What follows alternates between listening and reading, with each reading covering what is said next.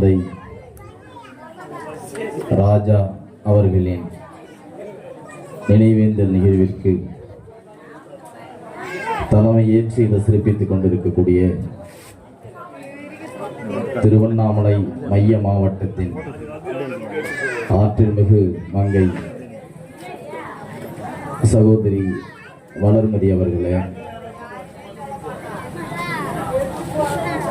இந்நிகழ்வை நெறியாளுகை செய்து கொண்டிருக்கக்கூடிய அன்பிற்குரிய தோழர் வெற்றி முரசு அவர்களே, இதற்கு முன்பு நினைவேந்தல் உரையாற்றி தந்தை ராஜா அவர்களின் உழைப்பை உங்களிடம் பகிர்ந்து கொண்டிருக்கக்கூடிய மேனாள் மாவட்ட செயலாளர் நிகரில்லா கள போராளி அன்பிற்குரிய தோழர் பகலவன் அவர்களே, அன்பிற்குரிய தோழர் அம்பேட் வளவன் அவர்களே, தோழர் ராஜகோபால் உள்ளிட்ட தோழர்களே, இங்கு குடிம்பிருக்கக்கூடிய ஏழு தமிழரின் உயிரின் உயிரான விடுதலை சிறுத்தைகளே, உங்கள் அனைவருக்கும் முதற்கண் வணக்கத்தை தெரிவித்துக் கொள்கின்றேன். தந்தை ராஜா அவர்களின் இழப்பை எல்லோரும் பகிர்ந்திருக்கின்றோம். சித்ரா, சத்யராஜ், நாகராஜ் உள்ளிட்ட குழந்தைகளுக்கு நாம் ஆறுதலையும் தந்தைக்கு அஞ்சலையும் செலுத்திக் கொண்டிருக்கின்ற இதே வேளையில் தன்னுடைய குழந்தைகளை கல்வி என்ற அந்த ஆயுதத்தை வழங்கி இந்த மக்கள் விடுதலைக்காக, விளிம்பு நிலை மக்களின் மீட்சிக்காக தந்தை ராஜா ஆற்றியிருக்கக்கூடிய அந்த கல்வி பணியை போற்றுவதற்கு கடமைப்பட்டிருக்கின்றோம். ராஜா அவர்களை இழந்திருக்கக்கூடிய இந்த துயர்மிகு நிமிடத்தில் நாம் தேசிய அளவில் ஏந்திருக்கக்கூடிய இன்னொரு துயரையும் இந்த நாளில் நாம் நினைவில் ஏந்த வேண்டிய தேவை இருக்கின்றது. தந்தை ராஜா அவர்களின் இழப்பு எப்படி ஒரு குடும்ப இழப்பாக இருக்கின்ற சூழ்நிலையில் இன்றைய தினம் இந்திய தேசிய அரசியலில் ஒடுக்கப்பட்ட மக்களின் அரசியல் உரிமை படுகொலை செய்யப்பட்ட நாள் இதே நாள்தான். தந்தை ராஜா அவர்களின் துயரத்தை 16 நாட்கள் கடந்து படத்தை திறந்து நினைவுகளை ஏந்தி நாம் அந்த துயரை குறைத்துக் கொள்கின்றோம். ஆனால் இந்திய அரசியலில் காந்தி அவர்களால் செய்யப்பட்ட அந்த அரசியல் உரிமை படுகொலை என்பது 75 ஆண்டுகள் தொடக்கூடிய சூழ்நிலையில் இன்றும் குறையாத வலியோடு, மறையாத வடுக்களோடு தாழ்த்தப்பட்ட மக்களாகிய நாம் சுமந்து கொண்டிருக்கின்றோம். இன்றைக்கு தமிழ்நாட்டு அரசியலில் கடந்த வாரம் இந்திய தேர்தல் ஆணையம் ஒரு அறிவிப்பை வெளியிட்டிருந்தது.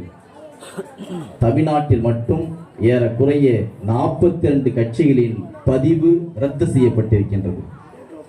42 கட்சிகளின் பதிவுகள் ரத்து செய்யப்பட்டிருக்கின்ற இந்த சூழ்நிலையில் விடுதலை சிறுத்தைகள் அங்கீகாரம் பெற்ற ஆண்டும் இந்த ஆண்டாகத்தான் அமைந்திருக்கின்றது என்பதை நாம் புரிந்து கொள்ள வேண்டும். ஆக எழுச்சி தமிழரின் அரசியல் யுக்தி வெற்றி பெற்றிருக்கின்றதை நாம் நினைவில் ஏந்தக்கூடிய ஒரு சூழ்நிலையில் நாம் நின்று கொண்டிருக்கின்றோம். விடுதலை சிறுத்தைகள் இயக்கத்தை பொறுத்தவரை இந்த அங்கீகாரத்தை நாம் பெற்றிருந்தாலும் இந்த கடந்து வந்த பாதை என்பதை நாம் நினைவில் இருந்த கடமைப்பட்டிருக்கின்றோம். இன்றைய தினம் திருச்செந்தூரில் பூனா ஒப்பந்தம் குறித்து பேசுவதற்காக என்னை அழைத்தார்கள். ஆனால் நாகராஜ் அவர்கள் இந்த நிகழ்வில் பங்கேற்க வேண்டும் என்று சொன்னவுடன் திருச்செந்தூர் செல்வதை விட நாகராஜிற்கு ஆறுதல் சொல்வதுதான் சிறப்பாக இருக்கும் என்று சொல்லி அந்த நிகழ்வை நான் புறக்கணித்தேன். காரணம், எழுச்சி தமிழர் மீதும் இந்த இயக்கத்தின் மீதும் ஒடுக்கப்பட்ட மக்களின் விடுதலைக்காக தன்னை ஒப்படைத்திருக்கக்கூடிய நாகராஜை ஆறுதல் சொல்வதுதான் அது எனக்கு ஆறுதலாக இருக்கும் என்று சொல்லிதான் இந்த நிகழ்வில் பங்கேற்க ஒப்புதல் அளித்தேன். ஆக விடுதலை சிறுத்தைகள் இயக்கம் என்பது ஏதோ இன்றைக்கு அங்கீகாரத்தை பெற்றுவிட்டது அல்லது 42 கட்சிகள் அங்கீகாரத்தை ரத்து செய்து கொண்டிருக்கக்கூடிய இந்த நிலையில் விடுதலை சிறுத்தைகள் மட்டும் தன்னெழுச்சியோடு இந்திய அரசியலில் நிமிர்ந்து நிற்கின்றது என்பதை மார்தட்டி நாம் மகிழ்ச்சி கொள்ளக்கூடிய அதே வேளையில் இந்த இயக்கம் கடந்து வந்த பாதை என்பதும் இந்த இயக்கத்தின் தலைவராக இருக்கக்கூடிய எழுச்சி தமிழர் அவர்கள் சந்தித்த அவதூறுகளும் அவமானங்களும் சொல்லி மீள முடியாத வழிகள் நிறைந்தது. 1990 தொடங்கப்பட்ட அந்த இயக்கம் 10 ஆண்டு காலம் தேர்தலை புறக்கணித்துதான் இந்த இயக்கம் களம் கண்டது. எழுச்சி தமிழர் அவர்களும் இந்த இயக்கத்தை விடுதலை புலிகள் இயக்கமாக அந்த இயக்கத்தை முன்னகர்த்தி ஒரு ஆயுதமேந்தா புலிகள் இயக்கமாக இதை நடத்த வேண்டும் என்று சொல்லிதான் 1990 இந்த இயக்கத்தை கட்டமைத்தார். அதற்காகவே 10 ஆண்டு காலம் தேர்தலை புறக்கணித்தார். வாழ்வுரிமை மறுக்கப்படும் எமக்கு வாக்குரிமை மட்டும் எதற்கு என்கின்ற முழக்கத்தை மையப்படுத்தி 10 ஆண்டு காலம் இந்த இயக்கம் புரட்சிகர பாதையில் நடைபெற்று வந்தது. உங்களில் யாரும் யோக்கியன் இல்லை, எங்கள் வாக்கு உங்களுக்கு இல்லை என்று சொல்லி இந்திய தேர்தல் அரசியலின் மீது நம்பிக்கையற்று ஒடுக்கப்பட்ட மக்களின் விடுதலையை தேர்தல் பாதையின் வழியாக இந்த வழிகளை தீர்ப்பதற்கு வாய்ப்பில்லை என்று சொல்லி விளிம்பு நிலை மக்களின் விடுதலைக்கான ஒரே தீர்வு களம்தான், ஆயுதம் ஏந்தா போராட்ட களம்தான் என்று சொல்லி எழுச்சி தமிழர்கள் 10 ஆண்டு காலம் இந்த இயக்கத்தை வழிநடத்தி வந்தார். 99 தான் முதன்முறையாக காவல்துறை கொடுத்த நெருக்கடியின் காரணமாக அரசு எந்திரங்கள் விடுதலை சிறுத்தைகள் மீது திணித்த வன்முறைகளின் காரணமாக பொதுமக்களின் பார்வை இந்த இயக்கத்தின் மீது ஒரு தீவிரவாத முத்திரை குத்தி எந்த மக்களுக்காக எந்த மக்களின் விடுதலைக்காக இந்த இயக்கம் தொடங்கப்பட்டதோ அந்த மக்களே இந்த இயக்கத்திலிருந்து அந்நியப்பட்டு வெகு தூரம் சென்று கொண்டிருக்கக்கூடிய அந்த உணர்வுகளை உணர்ந்த காரணத்தினால்தான் 1999 இந்த இயக்கம் தேர்தல் பாதையை நோக்கி பயணித்தது. அதற்கு முன்பு தேர்தல் புறக்கணிப்பு, 99 தேர்தல் பங்கேற்பு என்ற அந்த குறியீட்டுடன் நாம் தேர்தல் அரசியலுக்குள் வந்தோம். அப்படி 99 இந்த தேர்தல் பாதைக்குள் தலைவர் வந்த பொழுது வாக்களிப்பதற்கு கூட வாய்ப்பில்லாத நிலையில் தாழ்த்தப்பட்ட மக்கள் அடித்து விரட்டப்பட்டார்கள். முதன்முறையாக விடுதலை சிறுத்தைகள் இந்த தேர்தல் களத்தில் நுழைந்த பொழுது தேர்தல் அனுபவம் இல்லை, வாக்கை எப்படி சேகரிக்க வேண்டும் என்ற அந்த யுக்தி பயிற்சி இல்லை, பணத்தை செலவு செய்வதற்கான பெரும் செல்வந்தர்கள் இல்லை.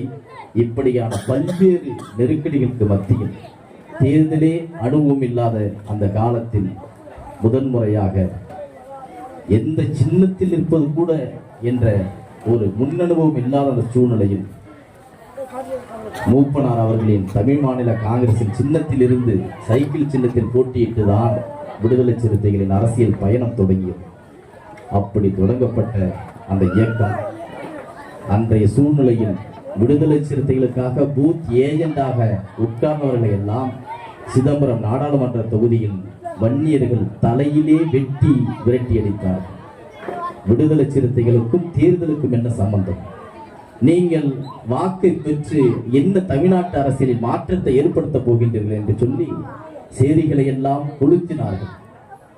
சேரிகளின் வாக்குகளை தாழ்த்தப்பட்டவர்களை விரட்டி அடித்துவிட்டு அவர்களே போட்டுக் கொண்டார்கள். ஆலப்பாக்கம் என்ற கிராமத்தை, ஒரு ஒட்டுமொத்த கிராமத்தையும் எரித்து சுடுகாட்டின் சுவடுகளைப் போல சாம்பலாக மாற்றினார்கள். வயல்களில் எல்லாம் தப்பித்து ஓடிய சேரிவாழ் மக்கள் தப்பிக்க கூடாது என்பதற்காக மின்சார கம்பிகளை அறுத்து எறிந்தார்கள். அப்படி அறுத்து எரிந்ததில் ஆலப்பாக்கம் கிராமத்தை சார்ந்த முரளி என்ற பள்ளி மாணவன், 13 வயது மாணவன் அந்த மின்சார கம்பியிலே விபத்துக்குள்ளாகி இறந்து போனான். இப்படி 99 தேர்தல் அரசியல் என்பது நமக்கு அப்படிப்பட்ட பாடத்தை கற்பித்தது. அதன் பிறகு 2004 நாடாளுமன்ற தேர்தல். அப்பொழுதும் எந்த சின்னத்தில் இருக்க வேண்டும், நமக்காக ஒரு சின்னம் வேண்டும் என்கின்ற அந்த அனுபவம் இல்லை. அப்பொழுது மீண்டும் 2வது முறையாக நாடாளுமன்ற தேர்தலில் எழுச்சி தமிழர்கள் போட்டியிட்டார். அம்பு சின்னத்தில் போட்டியிட்டோம். இப்படி விடுதலை சிறுத்தைகளின் அரசியல் வரலாறு என்பது நீண்ட நெடிய வடுக்களை கொண்டது, நீண்ட நெடிய காயங்களை கொண்டது. அப்படிப்பட்ட அந்த இயக்கத்தை 2006 தான் முதன் முறையாக எழுச்சி தமிழர் அவர்கள் விடுதலை சிறுத்தைகள் போட்டியிட்டால் இனி தனி சின்னத்தில் தான் போட்டியிடுவோம் என்று சொல்லி 2006 தான் முதன் முறையாக மணி சின்னத்தில் நாம் களமிறங்கினோம். அப்படி களமிறங்கிய அந்த காலத்தில் தான் காட்டுமன்னார்குடியில் இருந்து ரவிக்குமாரும் திட்டக்குடி தொகுதியிலிருந்து செல்வ பெருந்தகையும் 2 சட்டமன்ற உறுப்பினர்களை விடுதலை சிறுத்தைகள் வென்றெடுத்தது. அதன் பிறகு 2011 ஒட்டுமொத்த தமிழ்நாட்டு அரசியலும் நாம் திமுக அணியில் இருந்தோம். திமுக அணி மீதான வெறுப்பு அரசியல் ஒட்டுமொத்த தமிழ்நாட்டில் திமுகவை படுதோல்விக்கு தள்ளியது. நாமும் அந்த தோல்வியை சந்தித்தோம். 2016 மாற்று அரசியல் என்கின்ற வார்த்தையின் அடிப்படையில் மக்கள் நல கூட்டணி அமைத்தோம். அதிலும் தமிழ்நாட்டு அரசியல் ஒரு மாற்று அரசியலை விரும்பாத சூழ்நிலையினால் அதிலும் தோல்வியை கண்டோம். 2021 தான் நாம் இன்றைக்கு 6 சட்டமன்ற தொகுதிகளை பெற்று 4 சட்டமன்ற உறுப்பினர்களை நமக்கான தனி சின்னத்தில் போட்டியிட்டு அந்த அங்கீகாரத்தை பெற்றோம். இன்றைக்கு 2024 நாடாளுமன்ற தேர்தல் மீண்டும் பானை சின்னம் 2 நாடாளுமன்ற உறுப்பினர்களை பெற்று நாம் அங்கீகாரத்தை பெற்றிருக்கின்றோம். இப்படி எழுச்சி தமிழரின் அரசியல் பயணம் என்பது இப்படி நீண்ட நெடிய பயணத்தை கொண்டது. அந்த பயணத்தை புரிந்து கொண்டால்தான் ஏன் விடுதலை சிறுத்தைகள் இயக்கத்தில் இணைய வேண்டும் என்கின்ற அந்த உத்வேகம் புரியும் நமக்கு. நிறைய தோழர்கள் சொன்னார்கள், தந்தை ராஜா அவர்கள் அதிமுகவில் இருந்தார், அவர் இறப்பை அதிமுக நெஞ்சில் ஏந்தவில்லை, கைவிட்டு விட்டார்கள் என்று சொன்னார். அதிமுக கைவிட்டால் என்ன, அண்ணன் இருக்கிறார் திருமாவளவன் நம்மளை காப்பாற்றுவதற்காக என்று சொல்லிதான் இந்த மேடையில் நாகராஜுக்கும் சத்யராஜுக்கும் சித்ரா அவர்களுக்கும் உறுதுணையாக சிறுத்தைகள் இந்த மேடையில் இருக்கின்றோம். யாரெல்லாம் சேரிவாழ் மக்களை கைவிடுகின்றார்களோ அப்பொழுதெல்லாம் கைப்பிடித்து தூக்கிவிடக்கூடிய இயக்கமாக விடுதலை சிறுத்தைகள் தான் இருக்கும் என்பதற்கு இதுதான் ஒரு மாபெரும் உதாரணம். ஆக இப்படிப்பட்ட சூழ்நிலையில் இன்றைக்கு தினம் பூனா ஒப்பந்த நாள். புரட்சியாளர் அம்பேத்கர் அவர்கள் இந்த மக்களை தோழர் சேரிக்குயில் சேட்டு அவர்கள் சொன்னார், இது ஒரு பொன்னாள் என்று சொன்னார். பொன்னாள் அல்ல, நம்முடைய வழிகளை நாம் 75 ஆண்டுகளாக சுமந்து கொண்டிருக்கின்ற ஒரு துயர்மிக நாள் தான் இந்த நாள். நமக்காக கொடுக்கப்பட்ட பிரிட்டிஷ்காரன் நமக்கு வழங்கிய அந்த அரசியல் உரிமையை காந்தி படுகொலை செய்த நாள் இந்த நாள். இன்றைக்கு இந்திய அரசியலிலே விடுதலை சிறுத்தைகள் இன்றைக்கு நாம் இவ்வளவு பெரிய ஒரு மாற்றத்தை நிகழ்த்தியிருக்கின்றோம் என்று சொன்னால் இது கோட்பாட்டு தளத்தில் நிகழ்ந்த ஒரு மாற்றம் என்று அடிக்கடி எழுச்சி தமிழர்கள் சொல்லுவார். அப்படி புரட்சியாளர் அம்பேத்கர் அவர்கள் 1932 காந்திக்கும் அம்பேத்கருக்கும் இடையே நடந்த அந்த கருத்தியல் யுத்தம் தான் இப்படிப்பட்ட அந்த பூனா ஒப்பந்தத்தை கையெழுத்திட நேர்ந்தது. 1930 முதல் வட்டமேஜை மாநாடு பிரிட்டிஷ் கவர்மெண்ட் என்ன செய்தது என்று சொன்னால் இந்தியாவுக்கு விடுதலை கொடுக்க நினைத்தது.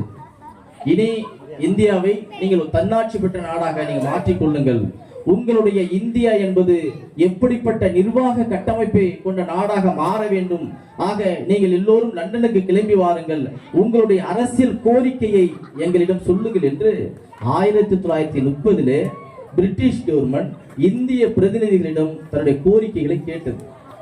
அப்படி கேட்டு அழைப்பு விடுத்த அந்த சூழ்நிலையில் அம்பேத்கர் அவர்கள் தாழ்த்தப்பட்ட மக்களின் பிரதிநிதியாக அது செல்கின்றார்.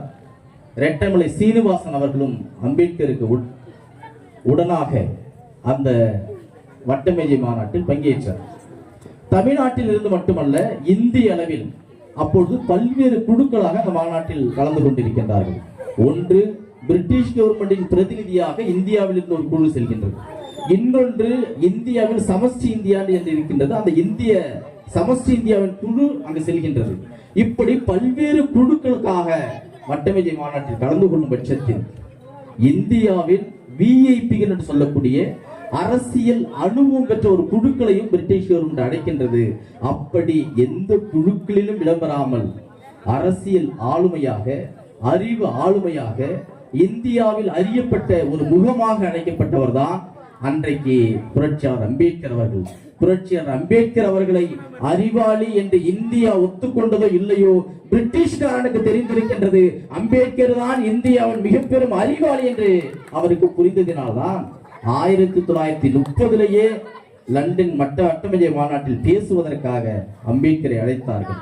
அப்படி அந்த மாநாட்டில் பங்கேற்ற அம்பேத்கர் சொல்கின்றார், நான் இந்தியாவின் பிரதிநிதியாக வந்தேனோ இல்லையோ, தாழ்த்தப்பட்ட மக்களின் பிரதிநிதியாக லண்டன் வந்து சேர்ந்திருக்கின்றேன்.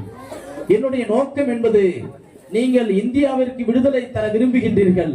அப்படி விடுதலை கொடுத்தால் அந்த இந்தியா என்பது சுதந்திர இந்தியாவாக இருக்குமா, மீண்டும் சேரிவாழ் மக்களை அடிமைப்படுத்தக்கூடிய இந்தியாவாக இருக்குமா என்ற கேள்வியை துணிச்சலோடு லண்டனில் எழுப்பியவர் புரட்சியாளர் அம்பேத்கர் அவர்கள். பிரிட்டிஷ் கவர்மெண்ட் என்ன செய்தது? இங்கு இருக்கக்கூடிய பிரிட்டிஷ் நிர்வாக அமைப்பு முறையை மாற்றுவதற்கான ஒரு அமைப்பு அது. பிரிட்டிஷ் என்பது ஒரு சில நபர்களை வைத்து இந்தியாவை ஆண்டு கொண்டிருந்தது. சுதந்திரம் என்பது அது மக்களாட்சி முறை.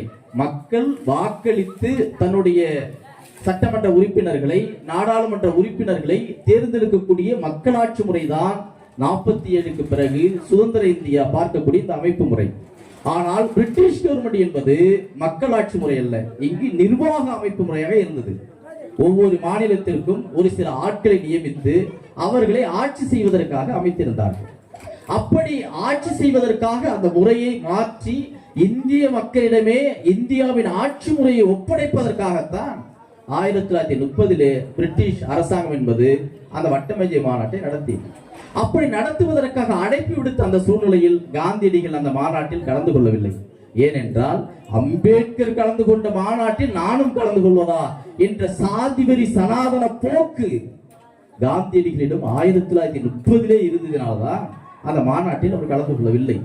ஆனால் அம்பேத்கர் முன்வைத்த வாதம் இருக்கின்றதே, இந்த சுதந்திர இந்தியா என்பது மீண்டும் ஒரு சாதி உள்ள இந்தியாவாக மாறக்கூடாது என்று வாதம் செய்கின்றார். அப்படி வாதம் செய்கின்ற பொழுது 150 ஆண்டு காலம் வெள்ளையர்கள் இந்தியாவை எப்படி ஆண்டார்கள் என்பதையும் அவர்கள் மத்தியிலேயே நெஞ்சுரத்தோடு, நெஞ்சு வலிமையோடு எடுத்து வைத்தவர் தான் புரட்சியாளர் அம்பேத்கர் அவர்கள். அப்போது பிரிட்டிஷ்காரனிடம் கேட்கின்றார், 150 ஆண்டு காலம் நீங்க இந்தியாவை ஆண்டீர்கள், அதற்கு முன்பு எந்த கோயிலுக்குள்ளும் சேரிக்காரன் நுழைய முடியாது, தாழ்த்தப்பட்டவன் நுழைய முடியாது. ஆனால் 150 ஆண்டு காலம் நீங்கள் இந்தியாவை ஆண்டீர்களே, நீங்க ஆட்சி செய்த பிறகு அந்த கோயிலுக்குள் எங்களால் நுழைய முடிந்ததா? முடியவில்லை. பிரிட்டிஷ்காரன் இந்தியாவை ஆளும் பொழுது காவல்துறையில் தாழ்த்தப்பட்ட மக்களை சேர்க்க மாட்டார்கள், ராணுவத்திலே தாழ்த்தப்பட்ட மக்களுக்கு அனுமதி கிடையாது. தாழ்த்தப்பட்ட மக்கள் தீண்டப்படாத மக்களாக இருந்தால் மட்டுமல்ல, எந்த விதமான அரசு எந்திரத்திலும் அவர்களை சேர்ப்பதற்கு கூட அனுமதி மறுக்கப்பட்ட நிலைதான் அதற்கு முன்பு இருந்தது. ஆனால் பிரிட்டிஷ் கவர்மெண்ட் இந்த இந்தியாவை ஆண்ட பிறகு எங்களால் காவல்துறையில் சேர முடிந்ததா? எங்களால் ராணுவத்தில் சேர முடிந்ததா? எந்த அரசு எந்திரத்திலும் எங்களால் சேர முடியவில்லை. ஆகவேதான் சொல்கின்றோம், நீங்கள் இந்தியாவிடம் ஒப்படைக்க விரும்புகின்ற அந்த இந்தியா என்பது இந்த சாதிய ஏற்றத்தாழ்வை ஒழிக்கக்கூடிய இந்தியாவாக இருக்க வேண்டும் என்று புரட்சியாளர் அம்பேத்கர் விரும்பினார். விரும்பிவிட்டு கோரிக்கை வைத்துவிட்டு திரும்பி வருகிறார். அடுத்தது 1931 இரண்டாவது முறையாக கோரிக்கை வைப்பதற்காக, கோரிக்கை கேட்பதற்காக பிரிட்டிஷ் அரசாங்கம் மீண்டும் ஒரு மாநாட்டை கூட்டுகின்றது. அது இரண்டாவது வட்டமேஜை மாநாடு.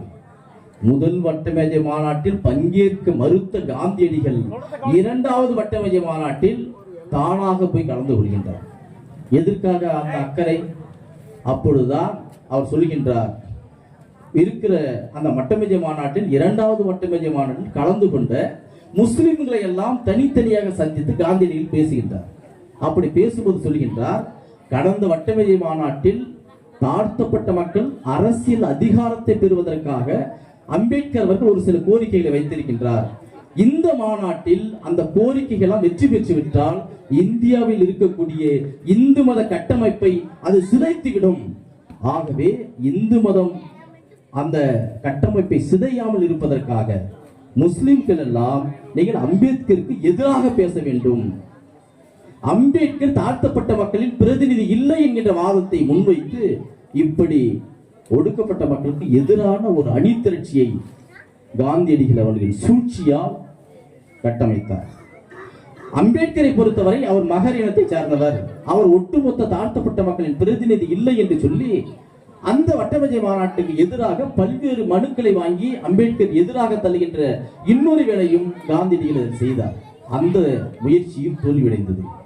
இஸ்லாமியர்களிடம் போய் உங்களுடைய கோரிக்கைகளுக்கு நான் குரல் கொடுக்கின்றேன், நீங்கள் தாழ்த்தப்பட்ட மக்களுக்காக அம்பேத்கர் வைக்கக்கூடிய கோரிக்கைகளை தோல்வியடைய செய்வதற்காக நீங்கள் அம்பேத்கருக்கு எதிரான கோரிக்கைகளை வைக்க வேண்டும் என்று சொல்லி முஸ்லிம்களை அம்பேத்கருக்கு எதிராகவும் தாழ்த்தப்பட்ட மக்களின் அரசியல் உரிமைக்கு எதிராகவும் களத்தில் இறக்கிவிட்டவர் தான் காந்தியடிகள் அவர்கள்.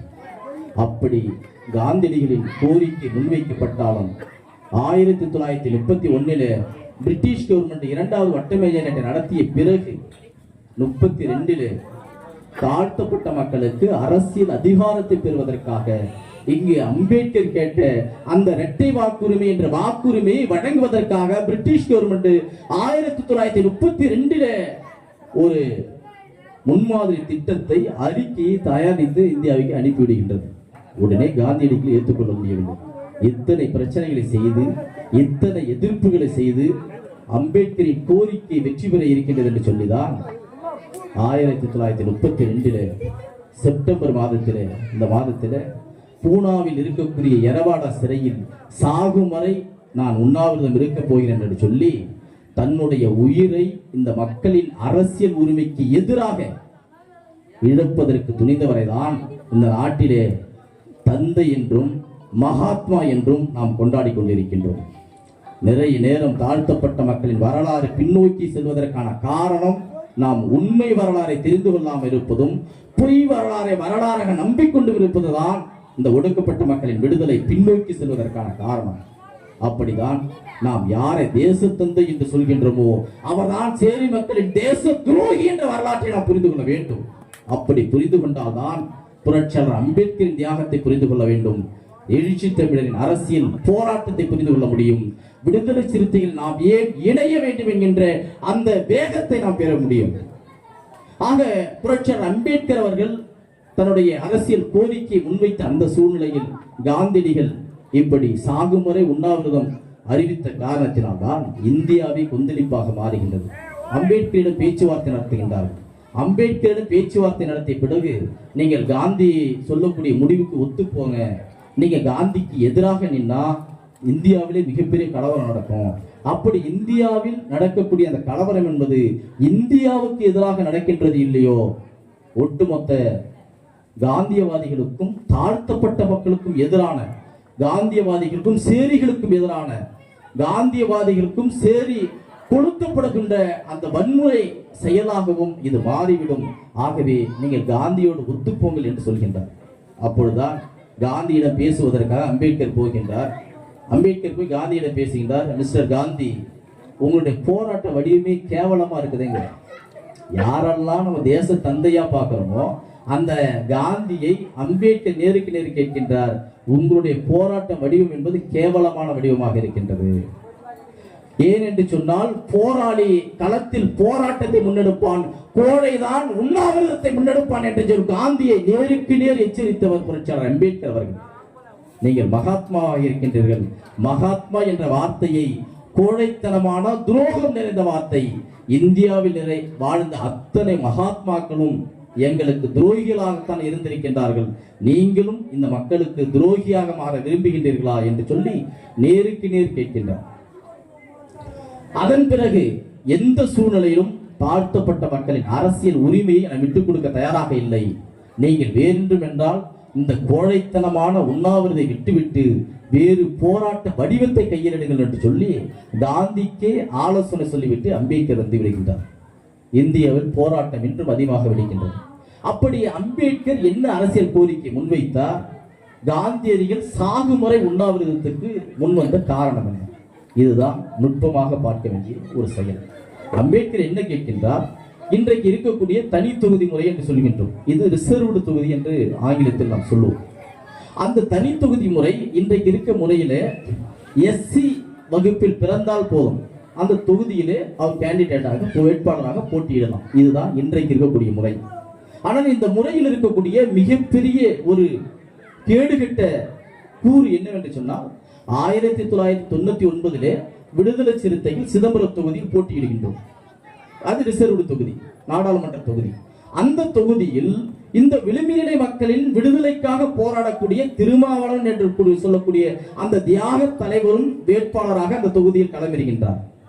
எந்த சேரியை கொளுத்துகின்றானோ, எந்த சேரி பெண்களை பாலியல் வன்முறை செய்கின்றானோ, எந்த சேரி வாழ் மக்களை தனக்கு அடிமையாக இருக்க வேண்டும் என்று ஆதிக்கு வெறிப்பிடித்து அலைகின்றானோ, அந்த பாட்டாளி மக்கள் கட்சியும் பொன்னுசாமி என்கின்ற ஒரு தாழ்த்தப்பட்டவனை பிடித்து நீ திருமாவளவனுக்கு எதிராக களத்தில் இல்லை என்று சொல்லி அதே ரிசர்வ் தொகுதியில் அவரையும் வேட்பாளராக நிறுத்துகின்றது. இது எப்படி சரியான முறையாக இருக்க முடியும்?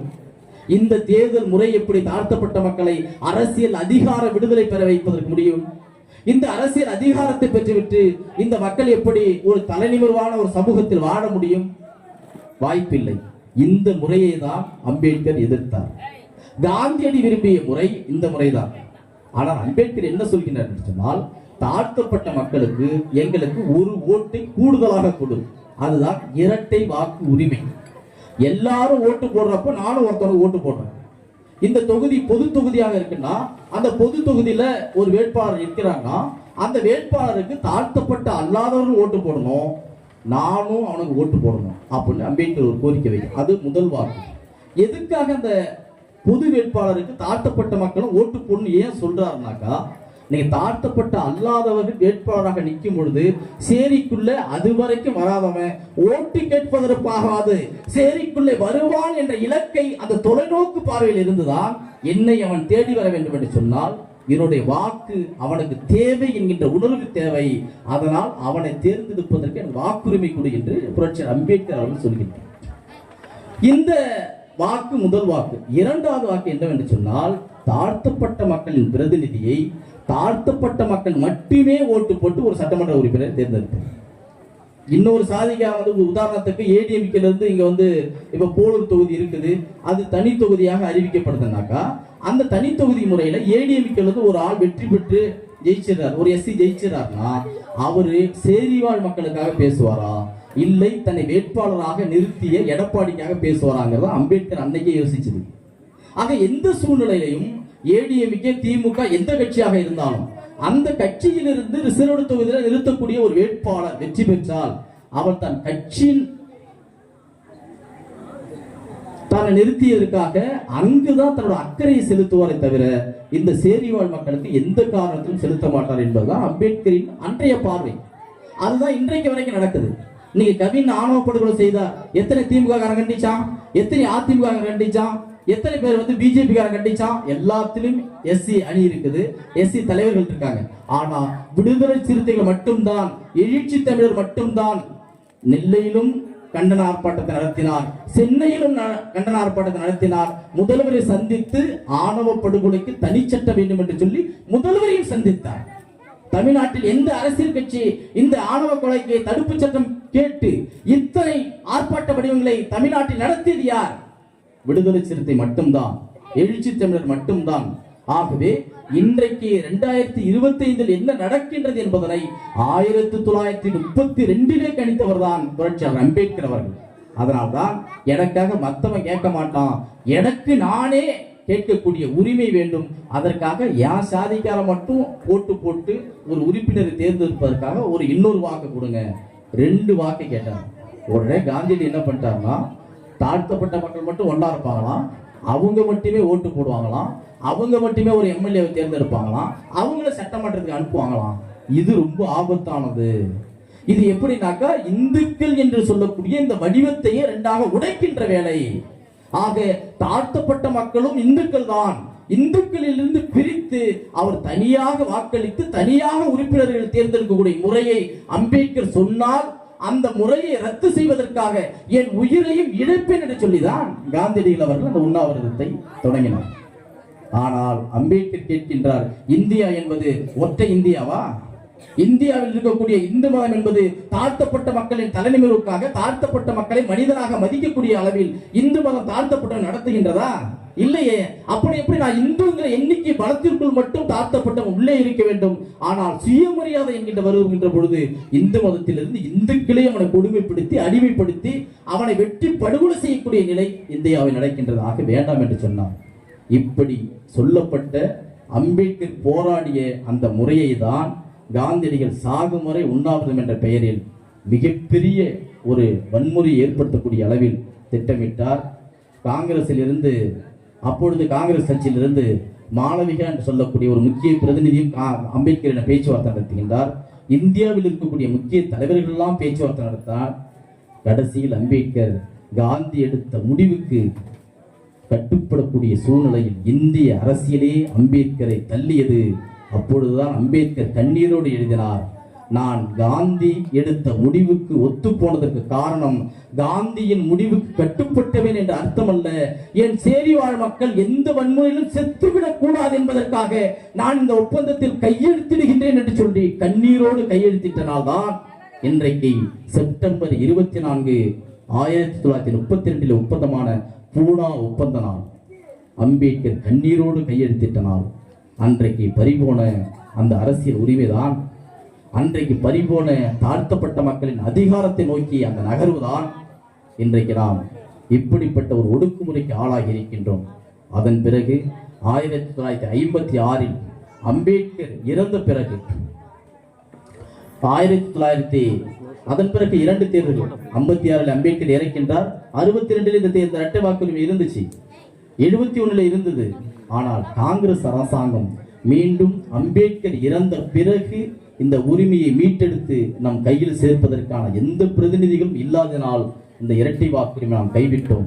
ஆனால் இன்றைய அரசியல் சூழ்நிலையில் எழுச்சி தமிழர் என்ற ஒரு நபர் இருப்பதினால்தான், ரவிக்குமார் என்ற பொதுச் செயலாளர் இருக்கின்ற காரணத்தினால்தான் இன்றைக்கு நாடாளுமன்றத்தில் இருப்பது 2 பேராக இருந்தாலும் 2 பேரும் ஒரு மாபெரும் சிறுத்தைகளாக இருந்து பிஜேபி அரசு முன்வைக்கக்கூடிய அத்தனை திட்டங்களையும் இன்றைக்கு தவிடுபொடியாக்கக்கூடிய அந்த களத்தை நிகழ்த்திக் கொண்டிருக்கின்றார்கள். ஆகவே விடுதலை சிறுத்தைகளில் இணைவது என்பது இப்படிப்பட்ட அரசியல் சூழ்நிலைகள் எல்லாம், அரசியல் சதிகளை எல்லாம் வீழ்த்துவதற்கான ஒரு களம்தான் இந்த விடுதலை சிறுத்தைகள் இயக்கம். இந்த இயக்கம்தான் எதிர்காலத்தில் இந்த ஒடுக்கப்பட்ட மக்களின் பாதுகாப்பு களனாக மாறும் என்பதனை நீங்கள் புரிந்து கொள்ளுங்கள். இன்றைக்கு நாம் இடஒதுக்கீடு என்று நாம் புரிந்து கொள்கின்றோம். இடஒதுக்கீடு என்பது 3 இடங்களுக்காகத்தான் இடஒதுக்கீடு.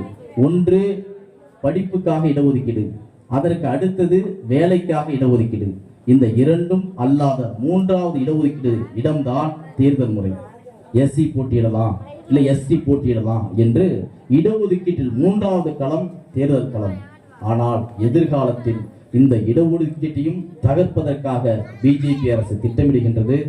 இன்றைக்கு இருக்கக்கூடிய இந்து மதத்தை வலிமை பெறுவதற்காக, சமூக நீதியை வீழ்த்துவதற்காக இன்றைக்கு அரசமைப்பு சட்டத்தையும் நீர்த்து போகின்ற வேலை செய்து கொண்டிருக்கின்றது. இத்தனை நெருக்கடியான நிலைகள் நீடித்தால் எதிர்காலத்தில் தாழ்த்தப்பட்ட சமூகம் மீண்டும் ஒரு அடிமை சமூகமாக மாறும். இந்த இந்து மதம் இந்தியாவை சாதிய வெறியோடு தான் ஆளுவதற்கு பிஜேபி மீண்டும் கட்டமைக்கும். ஆகவே இது போன்ற நிலைகளை தகர்க்க வேண்டும் என்று சொன்னால் விடுதலை சிறுத்தைகள் போன்ற வீரியமிக்க இயக்கத்தில் உங்களை இணைத்துக் கொண்டால்தான் எதிர்கால இந்தியா ஜனநாயக இந்தியாவாக இருக்கும். இல்லை என்று சொன்னால் சனாதன இந்தியாவாக, அடிமை இந்தியாவாக, சொந்த நாட்டிலே தாழ்த்தப்பட்ட மக்கள் அடிமையாக வாழக்கூடிய இந்தியாவாகத்தான் எதிர்கால இந்தியா மாறும். ஆகவே தாழ்த்தப்பட்ட மக்கள் அரசியல் அதிகாரத்தின் வாயிலாகத்தான் இத்தனை மீட்டெடுப்பையும் நாம் செய்ய முடியும். ஆகவே விடுதலை சிறுத்தைகள் இணையுங்கள். தாழ்த்தப்பட்ட மக்கள் எதிர்கால அரசியல் உரிமை மீட்டெடுப்பதற்காக உங்களை தியாகம் செய்யுங்கள். அப்படிப்பட்ட அந்த தியாக இயக்கத்தில் நாகராஜ் போன்றவர்களும் சத்யராஜ் போன்றவர்களும் இணைந்திருப்பது பெருமை அளிக்கின்றது. அவர்களுக்கு எங்களின் ஆறுதலை சொல்லி தந்தை ராஜாவிற்கு மீண்டும் என்னுடைய செம்மாந்த வீர வணக்கத்தை சொல்லி நிறைவு செய்கின்றேன். நன்றி, வணக்கம். அண்ணன் பூவியன் அவர்களுக்கு நெஞ்ச நிறைந்த நன்றியை தெரிவித்துக் கொள்கின்றோம். நிகழ்வில்